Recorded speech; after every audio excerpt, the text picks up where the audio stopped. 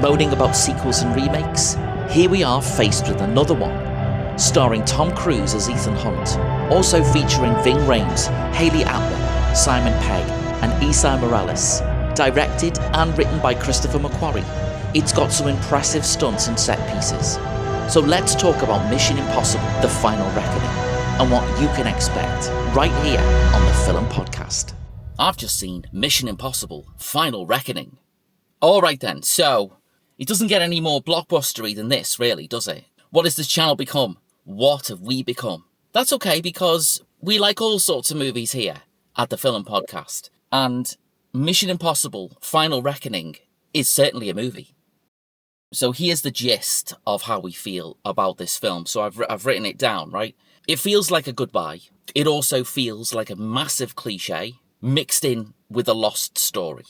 When I say it feels like a goodbye, let's address that for a second. It feels like a goodbye in the sense of Hollywood, right? It feels like a Hollywood goodbye. It feels like letting go of a previous age of cinema that feels like it's long gone, really. The reason why I say that is because, for a start off, you've got the main star, right? In this case, it's Tom Cruise. The big Hollywood stuff from all those years ago, from the 90s, 80s, whatever, all of those big budget Hollywood things, they all revolved around a central character and certainly a central actor, usually a male, usually 40 years oldish, doing way too many things that a 40-year-old shouldn't be doing, all of those actiony kind of things. I guess it's saying goodbye to all of that. Oh dear Lord, there was almost a live accident happening. That was exciting. That was a Mission Impossible thing right there. We're all good though, I think. We're all good. I wasn't involved in it. I would have been a witness. Anyway, what was I saying? The accident nearly put me off here. It's very exciting. There's all shit going on everywhere. It's very exciting. Is it more exciting than Mission Impossible: Dead Reckoning, Final Reckoning? I just can't get that right. Well, the light's gone off. The light's gone off in the car as well and everything because of these people. So here's a question that needs to be answered. I've started the car because we're going to go in a second anyway. The big question is Mission Impossible: Final Reckoning any good? And that's a real difficult question to answer because it's got a few things that we need to talk about. Let's go through some of them on our way back. It's not right to say that it's one thing and it's not right to say that it's another thing. I think there's something else going on in this movie. All right, so let's go and we'll talk about Mission Impossible: Dead Reckoning on our way back home. Final Reckoning. Oh my God, I can't get that right. Final Reckoning. It's called Final Reckoning. I need to get needs to go in. It needs to go in. I keep calling it Dead Reckoning. So Mission Impossible: Final Reckoning. Ye olde Hollywood. A Hollywood of a bygone era, I suppose you can say. That kind of male lead thing. And I reckon that Tom Cruise is well aware of that. And I think that's what this whole film is all about. It does have this sentimental vibe going through it. I think it's that sentiment of we used to make films like this all the time. You used to go and see films like this all the time, but you're just not showing up anymore. You're not coming to see these things anymore. I guess we kind of watch something like this and we think to ourselves, well, okay, maybe there's a reason. Maybe there's a reason why we don't show up to these things anymore, because it feels, if anything, extremely dated. I guess it's something to do with the way it's put together, or maybe it's the ethos behind it. Now, you have to see the first part, because Dead Reckoning is part one of this. This is Final Reckoning, and Dead Reckoning is part one. And I think you've got to see that for it all to sort of not necessarily make sense. Because I think that the story and what happens is so, simple. You're not going to be sitting there going, well, I don't know who did and why and when. You're not going to be doing that. You're not going to be going, I don't understand. That's not going to happen. It hasn't got any smart parts in it. The whole thing is about the sentiment of old Hollywood. That's what I saw in it. That's what this is. And that doesn't make it bad. What makes it not great is the fact that there's just something missing. There's something missing about this that wasn't in Dead Reckoning. Now, do you need to go and watch all of the other Mission Impossible films to be able to enjoy this? I don't think you do. I don't think it matters really. I mean, they do call back to them, but I think overall there's enough clips of the old ones in there which kind of explain what's going on anyway. And, all right, there's some pieces where you might go, what is that? But overall, I think it's fine. But I do think you need to watch the prequel to this one to be able to sort of grasp what's going on, because the entity, that's back. The entity is back when it's represented on screen. It looks like a human eye. If we look a little bit deeper, there's a layer of this that's trying to talk to modern audiences. Guess who says that? I think the representation of the eye, of the entity, is most definitely the discerning modern audience. If you think about the entity itself, the entity is a computer virus thingy that's taken over the world, right? That to me represents the internet and streaming and all of those things that we have now in our modern world that take away from the old world, basically, the old world of cinema. I'm talking about films here, I'm not talking about anything else. Although I suppose you can take that as a representation of everything, really, about how computers are in our lives now. They aren't going anywhere. This YouTube, for example, is part of that whole thing. And I think this film is a goodbye to the old world. That's what I meant earlier when I was talking about the old ways, or the old way of doing things. Those ideas are right there, and I saw it immediately in the first part of this, the Dead Reckoning. I was thinking, well, what does the entity represent? In the film, it represents an evil thing that's going to take over the world and destroy it. But actually, it's not really that. It's a representation of something that is taking over the world and has taken over the world, and isn't necessarily going to destroy it, but is certainly going to change it from what it used to be. You could say, well, am I reading a little bit too deeply into a Mission Impossible film, particularly a Mission Impossible sequel? Well, a sequel that's like the 8th film in the series. I enjoyed it, but it was a complete mess. It was a complete mess. I kind of went like this a couple of times watching it. I can't do that. I went like that. And I did that because I'm like, well, with everyone that's behind this, it's a little bit upsetting. Actually, to be honest with you, I think this is a little bit upsetting. I wish it was better than it was. And the reason for that is because it's got all the right ingredients, and it does have a really good first part, because Dead Reckoning is actually really good. But watching it for the second time this weekend, Dead Reckoning is good. It's a good action film, and it's a good Tom Cruise film. Tom Cruise is kind of, as Ethan Hunt's character, he's a little bit funny, and he's a little bit laid back, and he makes a few mistakes, and he kind of shrugs them off. It doesn't have that sort of, here I am kind of thing going on. This has got a completely different feeling to it than Dead Reckoning. I'm not sure why that tone is completely different. The stakes are a bit higher, of course, in terms of the whole world going to shit. But, it's a bit silly in a way. It's a little bit too silly. It harks back to a time when the stakes in these kind of films were always this high. And in the end, it just became kind of laughable, or kind of silly, or kind of funny, or like a parody of itself. Stuff like Broken Arrow. Do you remember Broken Arrow? Do you remember Face Off? Do you remember that stuff? That stuff was like late 90s. And it was all that kind of cliche shit that itself harked back to the action films of the 80s, like Rambo and Commando and all of that stuff. This has got that feeling to it. It's weird. This has got a parody of itself feeling to it.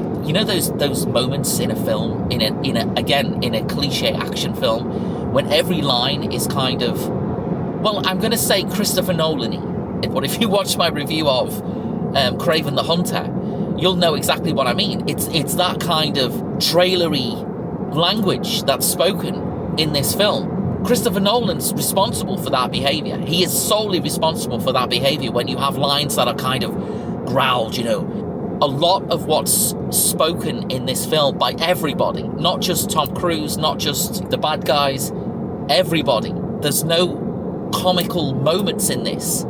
The comedy comes from the fact that the lines are spoken in that way. That's where the comedy comes from. So that means like you're kind of laughing at it rather than laughing with it, which again, you didn't get in the first part of this. The first movie didn't have that. It didn't have that. It laughed at itself when it was being a bit silly. and it had the serious moments that, like, worked, you know, they worked together really well. The road we're travelling on is closed, which is very upsetting. We can't turn off here. So that's fucking marvellous, isn't it? So now we've got to get lost again, because I don't know where I'm going. We've got our own Mission Impossible here, folks. Yes, we fucking do. Mission to get back home when we don't know where we're going. It might be the final reckoning. We might never get home. The action, right? So let's talk about the action. After all, this is an action movie. It does have some really good action in it. I mean, it really does. It doesn't have any massive set pieces in it, apart from some dreams, flashbacky things. What would you call them? Whatever they are, they don't happen. They're just like 10 seconds, but you don't blink and you'll miss it kind of thing. No spoilers. I'm not going to spoil this because, you know, there's going to be some people that do want to go and see the last part of Mission Impossible, and I don't think it's fair to spoil it. Which means I can't talk about who is in it, who is no longer in it, and who we kind of lose at the beginning of the film. So I'm not gonna go into that. That's upsetting. And it's upsetting because out of all of the Mission Impossible films, with the exception of Tom Cruise himself, my favourite character, that's all I'm saying. There's not as much action in this, and there's not as much tension in this as there has been, particularly in Dead Reckoning. Now, Dead Reckoning is pretty tense-filled, and it's pretty smart. That bit in the airport in Dubai is so good. I mean, it's such a really well put together sequence. And all it is them just trying to avoid people. There's no smart bits in this. It's kind of, we need to get to a place and we need to do a thing. There is a lot of really good underwater stuff. The underwater stuff is probably the best parts of certainly the action in this. But like, even that's not that actiony because it's underwater, so it's all kind of slow. You can't really move very fast underwater. So, yeah, okay. But anyway, whatever. There's a bit of submarine stuff going on, which is fine. I always like a good submarine thing, and it's very clear and present danger. The stuff that does take place in the submarine, that's all right. I wish there was more of that, actually. I do. I wish there was more of that sort of espionage-y, tension-y kind of thing. There wasn't enough of that either. There wasn't enough action, and there wasn't enough espionage, and there wasn't enough smart things going on, and there wasn't enough tongue-in-cheekness either. So we all kind of had little bits of this and that happening that all didn't really make that much sense together, and no characters particularly shone, whereas previously in the first part of these two, they did. It's not good enough, right? This is the thing. This is not good enough. What they need to do is they need to take it out of cinemas, right? Go back to the drawing board and do it again. If ever I'm calling for a remake, which I can't stand, I'm fed up of remakes, fed up of all that blah, blah, blah. If ever there needs to be a remake, they need to remake this. They really do. Remake this, but make it a bit better. Then we can finally say thanks to the character of Ethan Hunt that Tom Cruise created, that he nurtured through 7 films. We can have a proper goodbye in film number 8 to Ethan Hunt and to Tom Cruise as well. It's trying to be epic, but not epic at the same time. So you can't do both, right? You can't do both. Let's talk a little bit about the story. Mission Impossible: The Final Reckoning kind of picks up where the last one left off. So both of those films, Dead Reckoning and The Final Reckoning, are they're a duo together. They work together as kind of one thing. The Final Reckoning was shot back to back with Dead Reckoning. I just find it odd, the fact that it feels like they were shot 10 years apart because of that whole tonal thing. The tone is so different in this one compared to the other one. You're like, how did they make these two films together and it be so different? There's some weird stuff going on here. I don't know what's happening.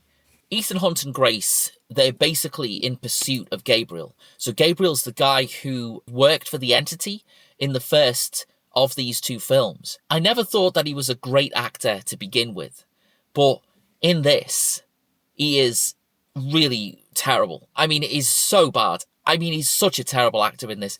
There are a whole universe of actors out there that could have done cliched bad guy in such a great way, but he's awful, really bad. There's a scene in this that takes place on a plane, and it's got, you know, that crazy bad guy laughter? It's got that. And it's laugh out loud bad. Not laugh out loud funny, laugh out loud bad. But anyway, they're in pursuit of Gabriel and all of the thing and blah, blah, blah. He basically gets them, captures Ethan and Grace. It's like, okay, fine. All right, fine. Yeah. Stuff happens. They break out and the story kind of begins. And that's kind of where the story ends. Because at that point, I was thinking to myself, right, okay then, this is it. Let's go. This is it. I'm ready for this. I'm ready for this. But it never really takes off. It never really picks up and it never really gets going. It just ends up confusing where it wants to be and what it wants to do. It just ends up confused. You know, and from that point, there's some stuff, you know, with the president of the United States. There's some stuff in some submarines. There's some stuff in some icy places. There's various bits and bobs like that going on. It all sort of makes sense, but all kind of doesn't make sense at the same time. So, I mean, it's just a little bit disappointing. I think it's disappointing overall. I didn't want to be that guy that says, nah, it's not very good. It's not very good, really. Don't bother going to the cinema to see it. Just wait for it at home. Because that's completely against the entire ethos of what Tom Cruise advocates for. And it's against the entire ethos of what this channel advocates for, which is go to cinema to see films. Go and enjoy the cinematic experience. I suppose you can say the visual effects are astonishingly good. The stuff that takes place with the submarine is pretty amazing. I mean, that is spectacular stuff. You know, some of the other action set pieces, there are a couple in there. The fighting is good. The action is pretty good. Tom Cruise is always great to watch doing the hand-to-hand combat thing when he needs to do it. He's always great to watch doing pretty much anything on film. But everything else that surrounds it is a mess. So let's sum up Mission Impossible: The Final Reckoning. As an ode to old Hollywood, it's not good enough. It's not good enough to be that last big Hollywood blockbuster production. It isn't that last big Hollywood blockbuster production, but it's not good enough to represent the last of them, you know? And that's not because of Tom Cruise, and it's not because of the way it's been directed, and it's not because of the way it's been written, and it's not because of, well, it's not because of anything, really. It's most likely because of everything. And when I say everything, I mean too many cooks spoil the broth. And maybe that's what happened to this. And the weird thing is, although it's the 8th part of 8 films, it's the 2nd part of 2 films from a story perspective. The first part of this story, the movie that came out of it, is really good. It's a really good action film. It's a really entertaining and funny and smart, witty, just a good film. Which makes me completely baffled how they managed to mess up the 2nd part of something that was pretty decent to begin with. There are some hits and misses in the Mission Impossible franchise. They're not all amazing, but they're also not all bad either. And I would say Part 7, Dead Reckoning, is one of those good Mission Impossible films. And I'd say that The Final Reckoning is one of those not so good Mission Impossible films. I'll even go as far to say this is the least best Mission Impossible film out of the entire franchise. And that's weird because it represents that moment in Hollywood that we're supposed to be wowed by, that we're supposed to say, look, this is what the past was like. Isn't it fun? Isn't it full of spectacle? Isn't it great? But it just doesn't reach those heights. It doesn't get there. And that's a real shame. I just wish it was better. I wish it was better. That was Mission Impossible: The Final Reckoning. I would say watch it at home, but considering I advocate for the cinema experience, then maybe go and see it in the cinema. But if you're thinking about seeing something else first, then go and see that instead. And then maybe go and see this, you know, when you're bored and there's nothing else to do. Because it is a little bit disappointing. Thanks for watching. Like and subscribe. And I will see you again next time, right here on the Film Podcast.